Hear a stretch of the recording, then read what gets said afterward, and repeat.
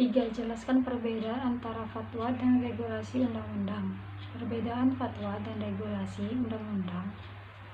Fatwa adalah keputusan atau pendapat yang diberikan oleh mufti tentang suatu masalah ataupun suatu ketentuan hukum Islam yang diterbitkan berdasarkan pemikiran dan ijtihad dari para ulama. Fatwa tidak bisa dipaksakan bagi seluruh rakyat. Fatwa tidak mempunyai sanksi atau tidak harus ditaati oleh seluruh warga negara. Sebagai sebuah kekuatan sosial politik yang ada dalam infrastruktur ketatanegaraan, fatwa hanya mengikat dan ditaati oleh umat Islam yang merasa mempunyai ikatan terhadap fatwa itu sendiri.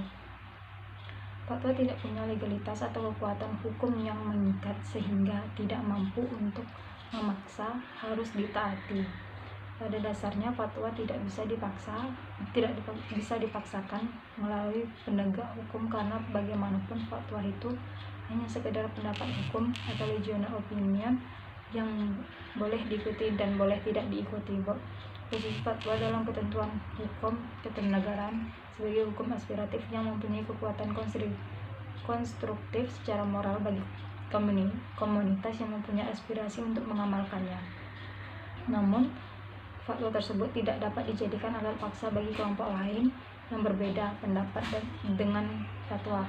Tetapi dalam praktiknya, fatwa itu dibutuhkan masyarakat Islam sebagai tuntutan atau jawaban solusi atas suatu permasalahan, sementara regulasi undang-undang itu sendiri merupakan suatu pengaturan yang berkaitan dengan undang-undang.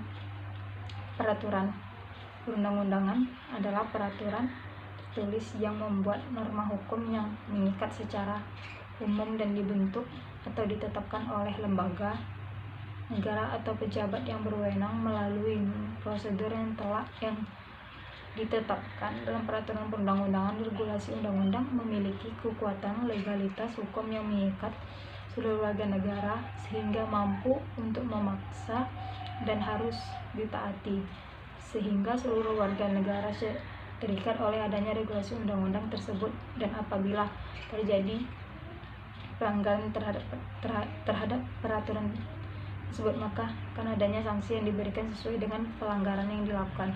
Sanksi yang diberikan tersebut baik sanksi administratif maupun sanksi pidana untuk menimbulkan efek jera.